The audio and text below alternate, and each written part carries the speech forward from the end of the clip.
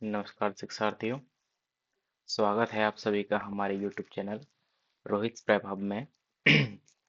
दोस्तों, हमारी जो इकोनॉमिक्स की सीरीज चल रही है 500 MCQ सीरीज, इसका आज पार्ट 3 है।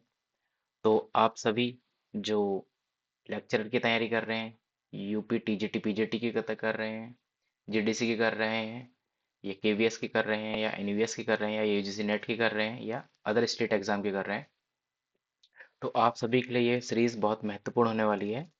तो इस वीडियो को अंत तक जरूर देखिएगा। और अगर आप इस चैनल पर नए हैं तो इस चैनल को सब्सक्राइब कर लीजिएगा और बेल आइकन को दबा दीजिएगा। ठीक है, चलते हैं हम पहले क्वेश्चन की तरफ को। पहला क्वेश्चन आपको बोल रहा है मैच द फॉलोइंग।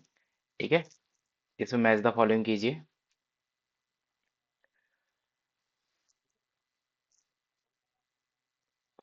तो देखते हैं यहाँ पे क्या बोल रहे हैं।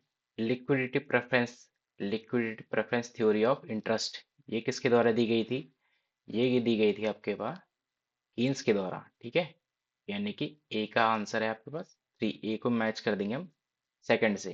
ठीक है, ए को मैच कर लिया हमने सेकंड से।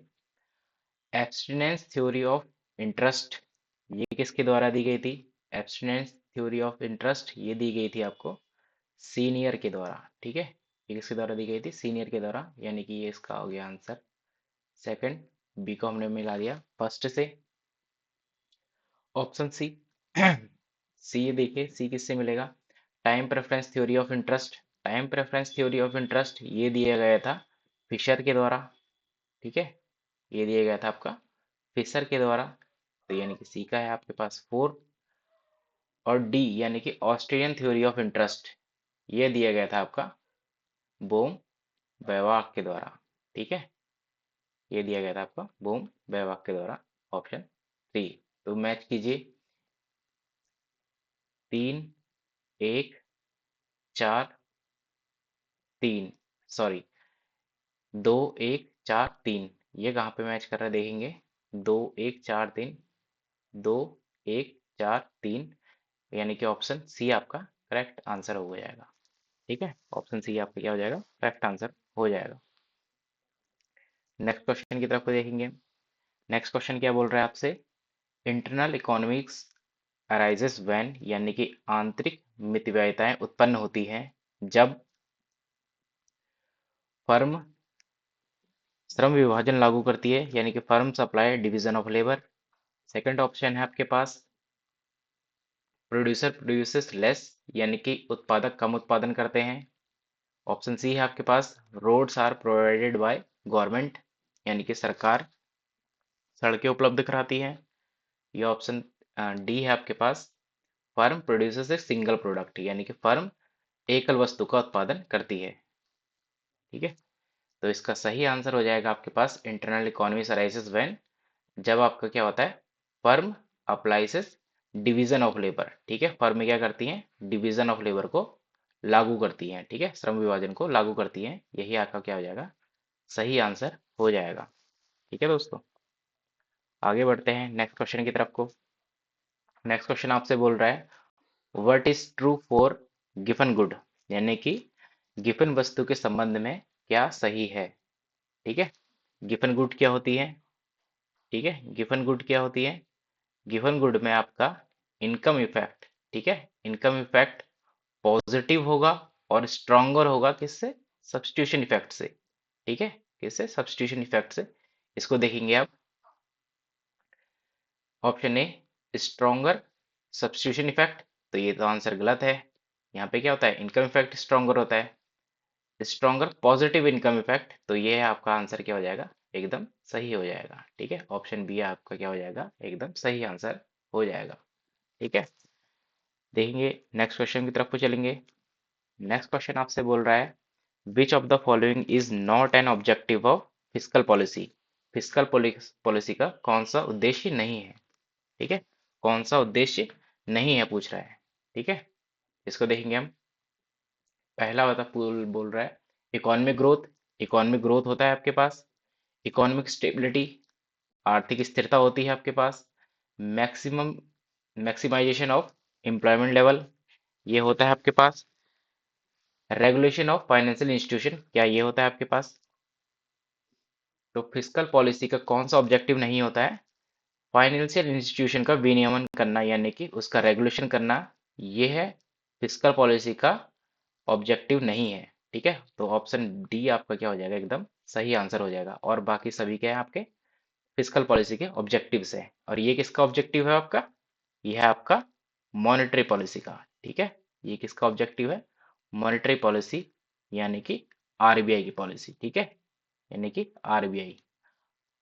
मॉनेटरी पॉलिसी कौन लागू करता है? आरबीआई लागू करती है। और फिस्कल पॉलिसी आपकी कौन करती है?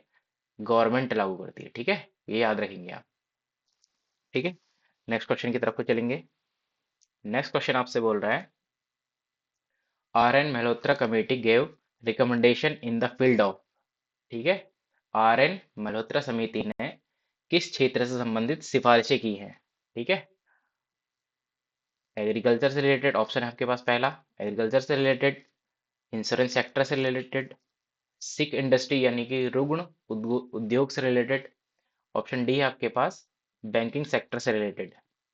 तो दोस्तों इसका सही आंसर है आपके पास ऑप्शन बी, इंश्योरेंस सेक्टर से रिलेटेड।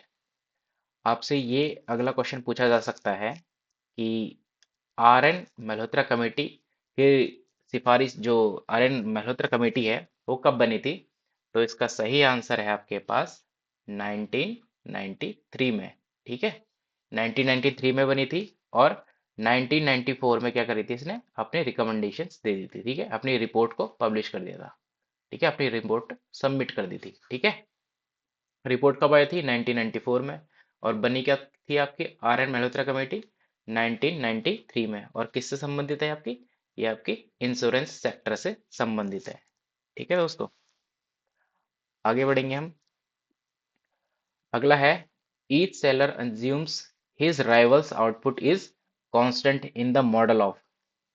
ये बोल रहा है आपका किसके मॉडल में प्रत्येक प्रत्येक विक्रेता, ठीक है, प्रत्येक विक्रेता प्रतिद्वंदी के उत्पादन को स्थिर मानता है। ठीक है, यानी कि यहाँ पे क्या हो रहा है?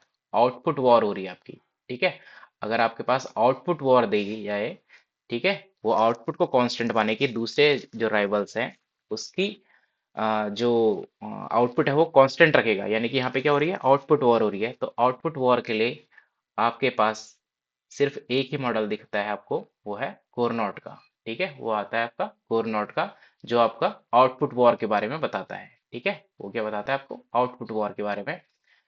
बर्ट्रेंड आपको प्राइस वॉर के बारे में बताता है। ठीक है, बर्ट्रेंड में क्या होती है आपकी? प्राइस वॉर होती है। ठीक है, क्या होती है? प्राइस वॉर होती है। ठीक है, इसको याद रखेंगे आप। अगला नेक्स्ट क्वेश्चन की तरफ को चलते हैं। नेक्स्ट क्वेश्चन है आपके पास, real wage is more greater than monetary wages. ठीक है, वास्तविक मजदूरी मौद्रिक मजदूरी के अतिरिक्त दिया जाने वाला प्रतिफल है। ठीक है, तो इसका पहला ऑप्शन है फ्री हाउसेस, ऑप्शन बी है फ्री ट्रीटमेंट, ऑप्शन सी है फ्री एजुकेशन फॉर चिल्ड्रंस, या D all of the above. ठीक है, तो इसका सही आंसर होगा आपके पास option D, all of the above. ये सभी क्या है आपकी रियल वेजेस, इसमें क्या होती है? अतिरिक्त होती है। ठीक है, इसमें क्या होती है? रियल वेजेस मॉनेटरी वेजेस से अधिक होती है। ठीक है, वास्तविक मजदूरी क्या होगी? मौद्रिक मजदूरी के अतिरिक्त दिया जाने वाला प्रतिफल होगा इन सभी में। ठीक है, ऑप्शन ए भी करेक्ट है इसमें, ऑप्शन बी भी करेक्ट है, ऑप्शन सी भी करेक्ट है। ठीक है, तो यानी कि आपका क्या हो जाएगा? Option D, all of the above सही आंसर हो जाएगा। ठीक है दोस्तों, अगला नेक्स्ट क्वेश्चन देखेंगे हम। नेक्स्ट क्वेश्चन है आपके पास, word potential surprise is related to which of the theory. ठीक है, यानी कि शब्द संभाव्य अचंभा किस सिद्धांत से संबंधित है? ठीक है, किस सिद्धांत से संबंधित है? Option A rent theory, option B interest theory, option C wage theory, या ऑप्शन डी प्रॉफिट थ्योरी। ठीक है, तो इसका सही आंसर होगा आपके पास प्रॉफिट थ्योरी। ठीक है, इसका सही आंसर क्या होगा आपके पास? Profit theory. प्रॉफिट थ्योरी ये किसने दी थी आपकी? GLS सैकल ने। ठीक है, शैकल ने दी थी। ठीक है, ये किसने दी थी आपकी? पोटेंशियल सरप्राइज थ्योरी किसने दी थी आपकी प्रॉफिट की? GLS सैकल्स ने दी थी। ये कब दी गई थी? 1950s में। ठीक है, कब दी गई थी? 1950s में। ठीक है, इसको आप सभी क्या रखेंगे? याद रखेंगे। ठीक है, अगला क्वेश्चन आपके पास, V K R V Rao is associated with, यानी कि we K R V Rao संबंधित है, किससे संबंधित है? ऑप्शन फर्स्ट है फाइनेंस कमीशन, ऑप्शन बी है 5 ईयर प्लान, ऑप्शन सी है नेशनल इनकम, या डी है ऑल आर द करेक्ट, यानी कि ऑल ऑफ द अबव। तो इसका सही आंसर है आपके पास ऑप्शन सी, नेशनल इनकम। ठीक है, वीकेआरवी किससे संबंधित है? आपके राष्ट्रीय आय से संबंधित है।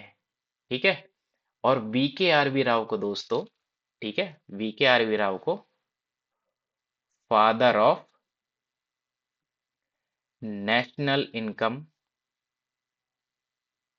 नेशनल इनकम अकाउंटिंग, ठीक है, accounting in India, in sorry in India भी कहते हैं। ठीक है, यानी कि वीके आरवी राव को क्या कहते हैं? Father of national income accounting in India भी कहा जाता है। ठीक है, ऐसे भी आप याद रखेंगे। तो इनका पब्लिश, जो फेमस पब्लिश्ड पेपर है वो कब का है? 1925 का। ठीक है, 1925 में इन्होंने अपना पेपर पब्लिश किया था। ठीक है, अपनी बुक पब्लिश की थी, पब्लिश की थी। ठीक है, ठीक है, अगला क्वेश्चन पे देख लेंगे हम। अगला क्वेश्चन आपके पास, for complementary goods the cross elasticity of demand will be. ठीक है, इसमें बताना है आपको कि कॉम्प्लीमेंट्री गुड्स में आपकी क्रॉस इलास्टिसिटी ऑफ डिमांड क्या होगी। ठीक है, क्रॉस इलास्टिसिटी ऑफ डिमांड क्या होती है? जब ए का प्राइस बढ़ने पर quantity demand of B, sorry quantity demand of A कम हो जाती है। ठीक है, अब देखिए कॉम्प्लीमेंट्री है, ठीक है, यानी कि पूरक है। कॉम्प्लीमेंट्री है यानी कि पूरक है। एक वस्तु का दूसरे वस्तु के साथ क्या होता है? एक साथ प्रयोग होता है, जैसे कार एंड पेट्रोल, जैसे कार एंड पेट्रोल। ठीक है, कार एंड पेट्रोल। वैसे ही अब क्या होगा, अगर हमने इसकी क्वांटिटी डिमांड को कम कर दिया है, ए की क्वांटिटी डिमांड को भी कम कर दिया है, तो हमारे क्या होगा? बी की क्वांटिटी डिमांड भी हमारी क्या हो जाएगी? कम हो जाएगी। ठीक है, तो हम देखेंगे इन दोनों का रिलेशन। ठीक है, इन दोनों का रिलेशन कैसा है? हमारा नेगेटिव है, यानी कि प्राइस बढ़ रहा है ए का, और क्वांटिटी डिमांड क्या हो रही है? बी की कम हो रही है। ठीक है, प्राइस ए का बढ़ रहा है और क्वांटिटी डिमांड बी की कम हो रही है, तो ये कैसा रिलेशन है आपका? नेगेटिव रिलेशन है। ठीक है, ये कैसा रिलेशन है आपके पास? नेगेटिव रिलेशन है। तो इसका आंसर क्या हो जाएगा आपके पास? नेगेटिव, यानी कि ऋणात्मक। ठीक है, तो इसका करेक्ट आंसर हो जाएगा आपके पास ऑप्शन डी। ठीक है दोस्तों, अगला है आपके पास question, in economic problem of choices arises because, यानी कि अर्थशास्त्र में चयन की समस्या कब उत्पन्न होती है? ठीक है, हम चॉइस कब पालते हैं? ठीक है, हमारे उसमें चॉइस कब होती है? जब चयन की समस्या कब उत्पन्न होती है हमारे पास? ठीक है, जब आपके पास एक वस्तु के अलग अलग यूजेस होंगे तभी तो होगा। ठीक है, अलग अलग यूज होंगे। जैसे मान लीजिए एक स्टील का है, ठीक है, एक स्टील है, आप उससे खिलौना भी बना रहे हैं, मान लीजिए यहाँ पे कोई खिलौना बना रहे हैं, कोई आप उससे खिड़की, मान लीजिए खिड़की बना रहे हैं, ठीक है, अपनी विंडो बना रहे हैं, विंडो बना रहे हैं उससे, उससे क्या बनना है? अपना दरवाजा बना रहे हैं, यानी कि डोर भी बना रहे हैं उससे। ठीक है, यानी कि इसके क्या है? मल्टीपल यूज है ना, यानी कि क्या है? इसके अल्टरनेटिव यूज है। ठीक है, तभी तो हमारी चयन की समस्या उत्पन्न हो रही है। एक वस्तु की अगर हमारे पास अलग अलग हमारे अल्टरनेटिव यूज हो जाए, तब क्या होती है? हमारी चयन की समस्या उत्पन्न होती है, यानी कि प्रॉब्लम ऑफ चॉइस उत्पन्न होती है। ठीक है, तो इसका सही आंसर हो जाएगा option B, option C answer इसका करेक्ट हो जाएगा, अल्टरनेटिव यूजेस। ठीक है, अल्टरनेटिव यूजेस जब हमारा क्या होता है? रिसोर्सेस का, यानी कि संसाधनों का हमारा क्या होगा? अल्टरनेटिव यूज होगा, तभी हमारी प्रॉब्लम चॉइस उत्पन्न होती है। ठीक है, यानी कि चयन की समस्या उत्पन्न होती है। ठीक है, अगला क्वेश्चन है आपके पास, total quasi rent is equal to, यानी कि क्वाजाई रेंट किसके बराबर होता है? क्वाजाई रेंट किसके बराबर होता है आपके पास? क्वाजाई रेंट दोस्तों बराबर होता है आपके पास टी आर, यानी कि टोटल रिवेन्यू, माइनस टीवीसी, यानी कि टोटल वेरिएबल कॉस्ट। ठीक है, इसको देखेंगे आप, ये कहाँ पे है? किस ऑप्शन में? Total revenue minus total cost, ये आंसर गलत है आपके पास। Total revenue minus total fix cost, ये भी गलत है आपके पास। Total revenue minus total variable cost, तो ऑप्शन सी आपका क्या हो जाएगा, करेक्ट आंसर हो जाएगा। ठीक है, ऑप्शन सी क्या हो जाएगा आपके पास, करेक्ट आंसर हो जाएगा। और ये भी याद रखेंगे कि ये किसने दिया था, क्वाज़ी रेंट किसके द्वारा दिया गया था, ये दिया गया था अल्फ्रेड मार्शल के द्वारा। ठीक है, ये किसके द्वारा दिया गया था, अल्फ्रेड मार्शल के द्वारा। ठीक है, इसको आप सभी याद रखेंगे। नेक्स्ट क्वेश्चन है आपके पास, which of the following is not an institutional sources of rural credit. ठीक है, निम्न में से कौन सा ग्रामीण साख का संस्थागत स्रोत नहीं है। ठीक है, संस्थागत स्रोत, यहाँ पे संस्थागत स्रोतों की बात हुई है। ठीक है, इंस्टीट्यूशनल की बात हुई है। अब देखिए कहाँ पे इंस्टीट्यूशन की बात हो रही है, वो सभी आंसर के हो जाएंगे आपके गलत हो जाएंगे। ठीक है, देखिए पहला ऑप्शन आपके पास primary agriculture cooperative credit societies, तो ये क्या है आपका एक इंस्टीट्यूशनल है। ठीक है, ये क्या है, एक संस्थागत स्रोत है। ठीक है, तो ये क्या हो जाएगा आपके पास, ये गलत हो जाएगा आंसर आपका। ऑप्शन बी आपके पास लैंड डेवलपमेंट बैंक, बैंक क्या होता है, इंस्टीट्यूशनल होता है, तो ये भी आपका क्या हो जाएगा, गलत हो जाएगा। रीजनल रूरल बैंक, ये भी आपका क्या हो जाएगा, गलत हो जाएगा। तो ऑप्शन डी आपके पास इंडिजीनियस बैंकर यानी कि देसी बैंकर्स। ठीक है, देसी बैंकर्स, साहूकार, ये सभी क्या होते हैं आपके पास, ये सभी क्या है आपके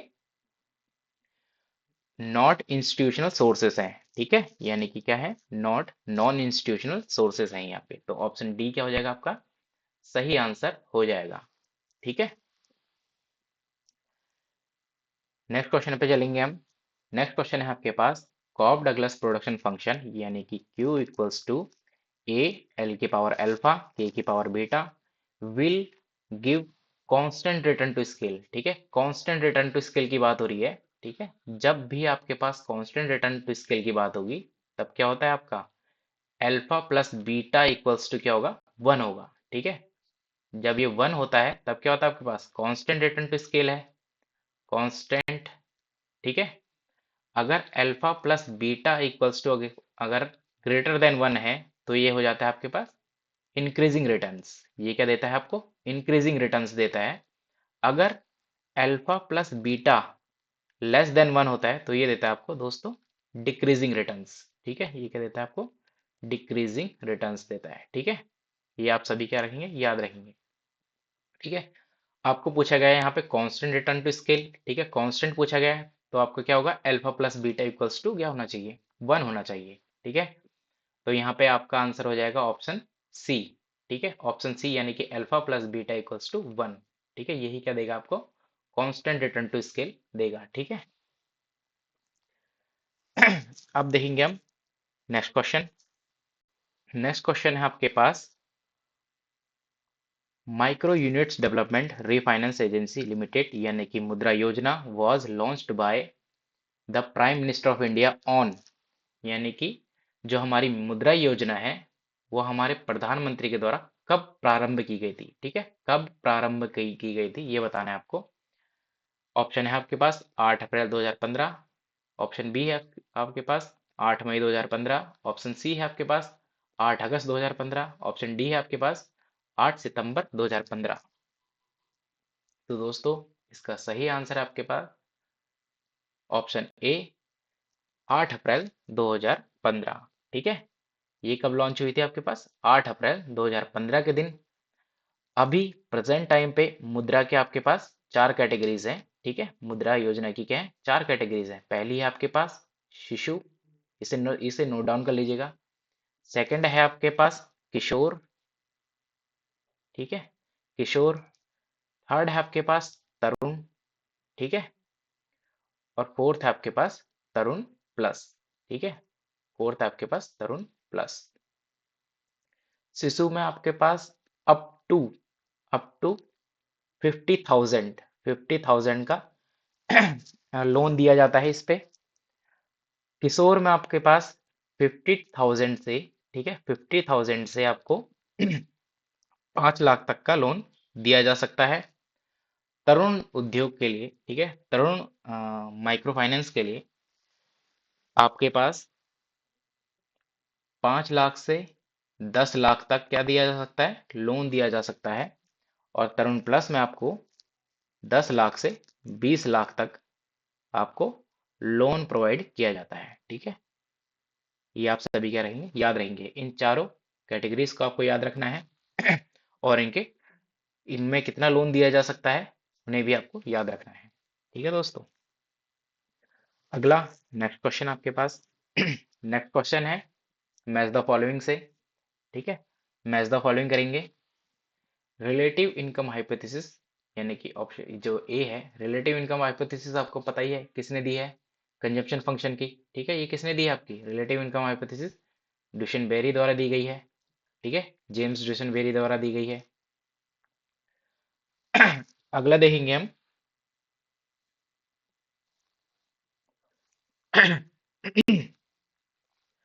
अगला देखेंगे हम अगला क्या है, capital stock adjustment model of investment. ठीक है, capital stock adjustment model of investment, यानी कि पूंजी स्टॉक समायोजन मॉडल, यानी कि निवेश संबंधी मॉडल, ये किसके द्वारा दिया गया था, ये दिया गया था आपका RCO मैथ्यूज के द्वारा। ठीक है, ये किसके द्वारा दिया गया था आपका RCO मैथ्यूज के द्वारा दिया गया था, इसे याद रखेंगे आप सभी ठीक है, सी वाले पॉइंट को देखेंगे। सी किससे संबंधित है, देखिए, non accelerating inflation rate of unemployment, यानी कि नायरू। नायरू किससे संबंधित है, नायरू आपका संबंधित है मिल्टन फ्रीडमैन से। ठीक है, ये किससे संबंधित होगा आपका, मिल्टन फ्रीडमैन से संबंधित होगा। ठीक है, और डी है आपके पास परचेसिंग पावर पैरिटी थ्योरी, यानी कि क्रय शक्ति समता सिद्धांत, ये दिया गया था गुस्टाव कैसिल के द्वारा। ठीक है, ये दिया गया था गुस्टाव कैसिल के द्वारा, यानी कि ऑप्शन 3 अब इसे मैच करेंगे। डी का आपके पास है 3, ठीक है, सी का है आपके पास 4, बी का आपके पास है 1 और ए का है आपके पास सेकंड। ठीक है, ए का सेकंड, बी का फर्स्ट, सी का 4 और डी का 3। ठीक है, इसको देखेंगे, यहाँ पे मैच करेंगे।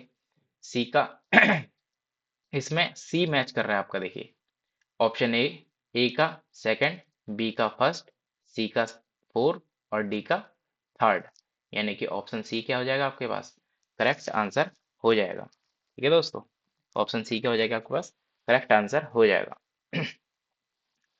अगला क्वेश्चन देखेंगे हम। ठीक है, अगले क्वेश्चन को पढ़ेंगे। अगला क्वेश्चन है आपके पास propounded of comparative cost advantage theory यानी कि लागतों में तुलनात्मक लाभ सिद्धांत के प्रतिपादक हैं। ठीक है, आपका ये है इंटरनेशनल ट्रेड से क्वेश्चन। ठीक है, ये है आपका इंटरनेशनल ट्रेड, यानी कि इंटरनेशनल इकोनॉमिक्स से क्वेश्चन है आपके पास। तो कंपैरेटिव कॉस्ट एडवांटेज थ्योरी आपकी दी गई थी रिकार्डो के द्वारा। ठीक है, ये किसके द्वारा दी गई थी, रिकार्डो के द्वारा, और ये दी गई थी आपको 1817 में। ठीक है, ये कब दी गई थी, 1817 में एडम स्मिथ के द्वारा इंटरनेशनल ट्रेड की एब्सोल्यूट एब्सोल्यूट एडवांटेज दी गई है। ठीक है, absolute advantage theory of international trade. ठीक है, ये कौन सी थ्योरी की दी गई थी आपकी, एब्सोल्यूट एडवांटेज। और रिकार्डो के द्वारा कौन सी दी गई है, कंपैरेटिव कॉस्ट एडवांटेज। ठीक है, आप दोनों इसी को याद रखेंगे। ठीक है, और एडम स्मिथ की कब है, 1776 की। ठीक है, 19 सॉरी 1776 की आपकी क्या है, एडम स्मिथ की थ्योरी है। ठीक है अगला क्वेश्चन देखेंगे हम। Which is the year of great divide in the history of population growth in India. ठीक है, यानी कि भारत में जनसंख्या वृद्धि के संदर्भ में कौन सा वर्ष महान विभाजन वर्ष, यानी कि ईयर ऑफ ग्रेट डिवाइड कहा जाता है। ठीक है, ऑप्शन है आपके पास 1921, 1951, 1971 या 1991।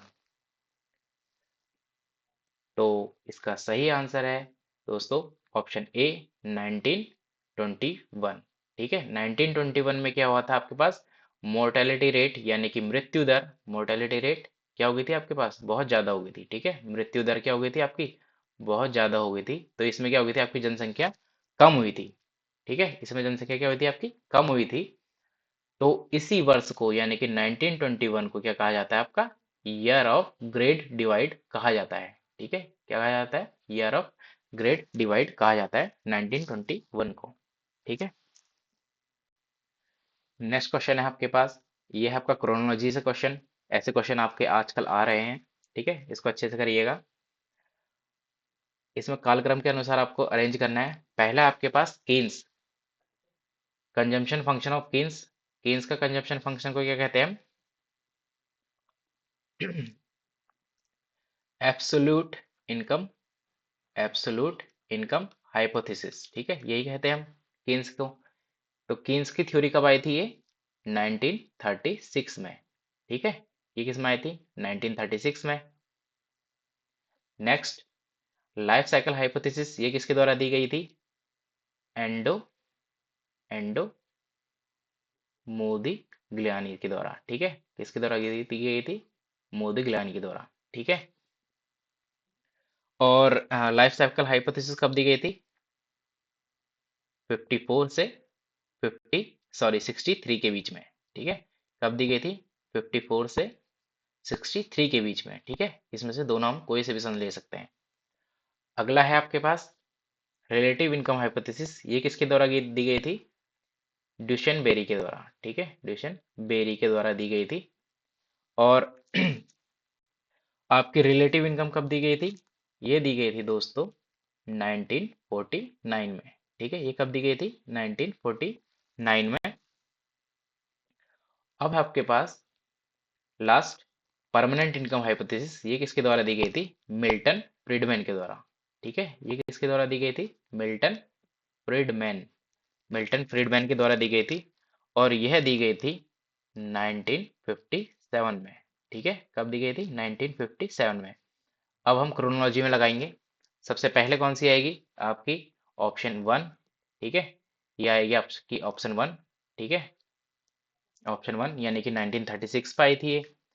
दूसरी आई थी इसके बाद 1949 में, यानी कि सेकंड। ठीक है, सेकंड क्या हो जाएगा आपके? थर्ड, यानी कि ये क्या है? फर्स्ट। एक और तीन देखेंगे, एक और तीन कहीं ऑप्शन है आपके पास? एक और तीन कहाँ है? सी वाले में ऑप्शन में आ रहा है। ठीक है, इसमें देखेंगे ऑप्शन फोर क्या है आपके पास? 1940 से 57, तो हम ये क्या ले लेंगे इसमें से? 54 को कट कर देंगे, 63 वाले को माना है इन्होंने। ठीक है, क्या माना है? 63 वाले को माना है। तो हम क्या ले लेंगे? ऑप्शन फोर को हम क्या मानेंगे? जो हमारा फोर्थ ऑप्शन है, इसको हम मान लेंगे तीसरा कालक्रम। ठीक है, इसका क्या हो जाएगा? तीसरा कालक्रम हो जाएगा, यानी कि 1957। और इसके बाद लास्ट में लाइफ साइकिल हाइपोथेसिस। ठीक है, ये क्या है? 1963 में। लाइफ साइकिल हाइपोथेसिस कब की है? 1963 की। ठीक है दोस्तों, तो इसका करेक्ट आंसर होगा आपके पास ऑप्शन सी। ठीक है, यानी कि एक, तीन, चार, दो। ठीक है, यही आपका क्या हो जाएगा? सही आंसर हो जाएगा। ठीक है दोस्तों, अगला क्वेश्चन है आपके पास, और स्पेकुलेटिव मोटिव। ठीक है, और speculative motive demand for money depends on. ठीक है, डिमांड फॉर मनी किस पे डिपेंड करती है जब स्पेकुलेशन होती है तो? ठीक है, डिमांड फॉर मनी किस पे डिपेंड करती है? डिमांड फॉर मनी करती है आपकी इंटरेस्ट रेट पे। ठीक है, किस पे डिपेंड करती है? आपकी इंटरेस्ट रेट पे। तो इसका आंसर हो जाएगा आपके पास ऑप्शन बी, यानी कि रेट ऑफ इंटरेस्ट पे। ठीक है, किस पे डिपेंड करेगी? आपकी रेट ऑफ इंटरेस्ट पे डिपेंड कर देगी। स्पेकुलेटिव मोटिव जो डिमांड फॉर मनी है, ये किसके द्वारा दिया गया था? कीन्स के द्वारा दिया गया था। किसके द्वारा दिया गया था दोस्तों? ये दिया गया था आपका कीन्स के द्वारा। कीन्स ने क्या क्या बताया था आपको? ठीक है, क्या क्या बताया था? इसको जो ये तीन आपको दिए गए थे डिमांड फॉर मनी के कॉन्सेप्ट, इन तीनों को आपको क्या करना है? इन तीनों को आपको कमेंट बॉक्स पे लिखना है। ठीक है, कुछ आप ढूंढ के इसे लिखिएगा। ठीक है, कमेंट बॉक्स पे लिखिएगा। इसका सही आंसर क्या होगा ये भी बताइएगा। ठीक है, इन तीन मोटिव दिए गए थे किसके? डिमांड फॉर मनी के। डिमांड फॉर मनी के तीन मोटिव्स होते हैं कीन्स के द्वारा। ठीक है, इनको लिखिएगा। ठीक है, याद करके इनको लिखिएगा कमेंट बॉक्स पे। अगला क्वेश्चन है आपके पास, अगला क्वेश्चन है, विच of the following factor is not appropriate regarding export promotion? ठीक है, निम्न में से कौन सा कारक निर्यात प्रोत्साहन के लिए उपयुक्त नहीं है? ठीक है, ये क्या बताना है हमें इसमें? उपयुक्त नहीं है बताना है। ठीक है, उपयुक्त नहीं है बताना है हमें।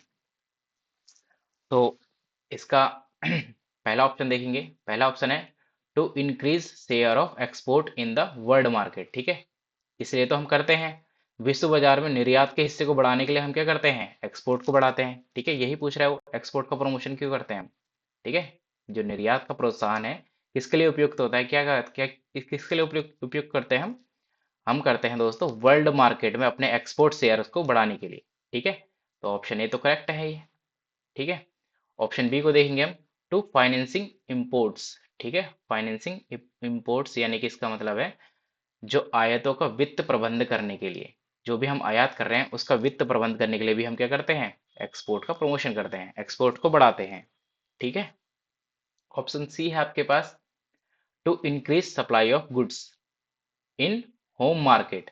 होम मार्केट में हम सप्लाई को बढ़ाने के लिए एक्सपोर्ट करते हैं, तो ये आंसर आपका क्या हो जाता है, गलत हो जाएगा। ठीक है, यही क्या होगा आपका, नॉट अप्रोप्रिएट पूछा है आपको, तो यही आंसर क्या हो जाएगा आपका, ऑप्शन सी सही हो जाएगा। ठीक है, यही आंसर क्या हो जाएगा, ऑप्शन सी आपका, इसका आंसर क्या हो जाएगा आपका, ऑप्शन सी। ठीक है, इसका आंसर क्या हो जाएगा आपका, ऑप्शन सी। ठीक है दोस्तों, आगे बढ़ेंगे नेक्स्ट क्वेश्चन की तरफ को। नेक्स्ट क्वेश्चन आपको बोल रहा है, marginal rate of transformation between two goods X and Y is defined as, यानी कि दो वस्तुओं एक्स और वाई के बीच रूपांतरण दर को किस रूप में परिभाषित किया जाता है। ठीक है, किस रूप में परिभाषित करते हैं हम, option A M R T X Y बराबर क्या होता है, M C X upon M C Y. Option B M R T X Y बराबर M R S X Y, गलत। Option C M R T X Y बराबर M R S X Y upon P Y, ये भी गलत। Option D none of the above. ठीक है, तो marginal rate of transformation between x and Y, ठीक है, M R T X and Y आपका होता है marginal cost, marginal cost of X good, ठीक है, एक्स गुड बट्टे marginal cost of Y good. ठीक है, यही क्या होता है आपका एमआरटी होता है। ठीक है, क्या होता है आपका एमआरटी, यानी कि मार्जिनल रेट ऑफ ट्रांसफॉर्मेशन होता है दो गुड्स के बीच में, यानी कि गुड एक्स और गुड वाई के बीच में। ठीक है दोस्तों, तो ऑप्शन ए क्या हो जाएगा आपका, सही आंसर हो जाएगा। ठीक है, ऑप्शन ए क्या हो जाएगा आपका, सही आंसर हो जाएगा। ठीक है, आप चलते हैं नेक्स्ट क्वेश्चन की तरफ को। नेक्स्ट क्वेश्चन आपसे क्या बोल रहा है, the budget in which it's tax revenue and expenditure is equal, यानी कि ये क्या बोल रहा है, आपका टैक्स रिवेन्यू और एक्सपेंडिचर क्या हो चुका है, इक्वल हो चुका है। यानी कि रिवेन्यू जब आपकी आगम यानी कि आय, रिवेन्यू और एक्सपेंडिचर आपके क्या हो जाए, बराबर हो जाए। एक्सपेंडिचर जितना आपने कमाया उतना ही आपका खर्चा है। ठीक है, जितना आपने कमाया उतना ही आपका क्या है, खर्चा है। ठीक है, आय क्या है उसके, व्यय के बराबर है। ठीक है, आय क्या है, व्यय के बराबर है, तो उसे कहते हैं दोस्तों हम बैलेंस्ड बजट। ठीक है, उसी को बोलते हैं बैलेंस्ड बजट। तो इसका सही आंसर हो जाएगा आपका संतुलित बजट। ठीक है, इसका सही आंसर क्या हो जाएगा आपका, संतुलित बजट। ठीक है दोस्तों, अगला नेक्स्ट क्वेश्चन देखेंगे हम। नेक्स्ट क्वेश्चन आपसे क्या बोल रहा है, नेक्स्ट क्वेश्चन बोल रहा है आपसे, by which the broad money is measured through. देखिए यहाँ पे ब्रॉड मनी के कॉन्सेप्ट को बताते हैं हम। ब्रॉड मनी क्या होती है, ठीक है, ब्रॉड मनी क्या होती है, व्यापक मुद्रा। ठीक है, व्यापक मुद्रा। अगर इंडियन पर्सपेक्टिव से देखें, अगर इंडियन रूप, अगर यहाँ पे इंडिया के बारे में पूछ रहा होता, ठीक है, अगर यहाँ पे आपसे इंडिया के बारे में पूछा जाता, तो आपको इसमें बताना था कि इसका मेजर क्या है, M4 है। ठीक है, इसका मेजर क्या है इंडिया का, इंडियन पर्सपेक्टिव से इसका मेजर्ड है M4। ठीक है, लेकिन अगर हम कॉमनली देखें, अगर हम कॉमनली देख रहे हैं, ठीक है, यहाँ पे कुछ नहीं बोला गया है, तो यहाँ पे देखिए क्या देखेंगे हम, कॉमनली, कॉमन रूप से हमारे पास ब्रॉड मनी जो होती है वो होती है M3। ठीक है, जो सर्वव्यापी यानी कि सभी सभी जगह मान्य होती है कि ब्रॉड मनी क्या होती है आपकी, M3 होती है। तो इसका सही आंसर होगा आपके पास ऑप्शन सी M3। ठीक है, क्योंकि यहाँ पे इंडिया नहीं बोला गया है। ठीक है, अगर यहाँ पे इंडिया आ जाता है इस क्वेश्चन में, आपका इन इंडिया पूछा जाता, ठीक है, अगर इस क्वेश्चन में आपका इन इंडिया पूछा जाता तो इसका सही आंसर हो जाता आपका ऑप्शन डी, यानी कि M4। ठीक है, अब देखेंगे हम M1 क्या होता है। M1 क्या होता है आपका? M1 होता है दोस्तों करेंसी विथ पब्लिक। ठीक है, currency with public plus demand deposit. ठीक है, demand deposits plus other deposits. ठीक है, ये क्या हो जाता है आपका M1 हो जाता है। ठीक है, तो M2 क्या होता है? तो M2 दोस्तों आपका M1 plus saving deposit, saving deposit with post office होता है। ठीक है, ये क्या होता है आपका saving deposit with post office. Post office में जितने भी हमारे क्या सेविंग डिपॉजिट्स हैं वो क्या हो जाता है आपका M2। ठीक है, अगर M1 में अगर हम ये भी जोड़ दें तो क्या हो जाता है वो आपका M2 हो जाता है। ठीक है, अब देखेंगे M3 क्या होता है। तो दोस्तों M3 आपका M1 M1 plus time deposits होता है। ठीक है, क्या होता है टाइम डिपॉजिट्स। जितने भी टाइम डिपॉजिट्स आपके पास, ठीक है, जितने भी टाइम डिपॉजिट्स हैं वो सभी के सभी क्या आ जाते हैं M3 के अंतर्गत आ जाते हैं। ठीक है, M1 प्लस टाइम डिपॉजिट्स। ठीक है, और M4 क्या होता है फिर? M4 दोस्तों M3। ठीक है, M3 इस पूरे को जोड़ लेंगे M3 plus total deposits, total deposits with with post office. ठीक है, ये क्या हो जाता है आपका M4 हो जाता है। ठीक है, इसलिए इसे क्या बोलते हैं ब्रॉड मनी बोलते हैं इंडिया के में। इसे क्या बोलते हैं इंडियन में, इंडिया में इसे ब्रॉड मनी कहा जाता है, किसे M4 को। ठीक है, और लेकिन कॉमनली देखा जाए, ठीक है, कॉमनली देखा जाए तो M3 को हम क्या बोलते हैं ब्रॉड मनी कहते हैं। ठीक है, ये क्या होती है ब्रॉड मनी होती है, ब्रॉड मनी होती है कॉमनली। अच्छा, ये भी क्वेश्चन आता है आपके पास, इसमें से लीस्ट लिक्विड कौन होती है? लीस्ट लिक्विड आपके पास यानी कि जो जल्दी से तरल नहीं होती है, जिसमें तरलता बहुत कम होती है, तो वो होती है M4। ठीक है, M4 क्या होती है आपकी लीस्ट लिक्विड होती है, लीस्ट लिक्विड। ठीक है, लीस्ट लिक्विड। और मोस्ट लिक्विड यानी कि हाईएस्ट लिक्विड क्या होती है? मोस्ट और हाईएस्ट लिक्विड क्या होती है आपके पास? M1 होता है। ठीक है, वो क्या होता है आपके पास मोस्ट या हाईएस्ट लिक्विड क्या होती है हमारे पास करेंसी, यानी कि हमारे पास क्या होती है मनी होती है। ठीक है, इन सभी को नोट कर लीजिएगा ताकि आपके जो भी इससे क्वेश्चन आए वो आपके सारे के सारे ठीक हो सकें। ठीक है, नेक्स्ट क्वेश्चन देखेंगे हम। नेक्स्ट क्वेश्चन है आपके पास कंजम्पशन टैक्स। ठीक है, यानी कि उपभोग कर वॉज रिकमेंडेड बाय, किसके द्वारा रिकमेंड किया गया था उपभोग टैक्स? एक और बात बता दें कि उपभोग टैक्स यानी कि कंजम्पशन टैक्स को हम क्या बोलते हैं एक्सपेंडिचर टैक्स भी बोलते हैं। ठीक है, इसको क्या बोलते हैं हम एक्सपेंडिचर टैक्स। तो आप समझ में आ गया होगा कि किसने दिया है ये एक्सपेंडिचर टैक्स दिया गया है आपको कार्डर्स के द्वारा। ठीक है, किसके द्वारा दिया गया है कार्डर के द्वारा।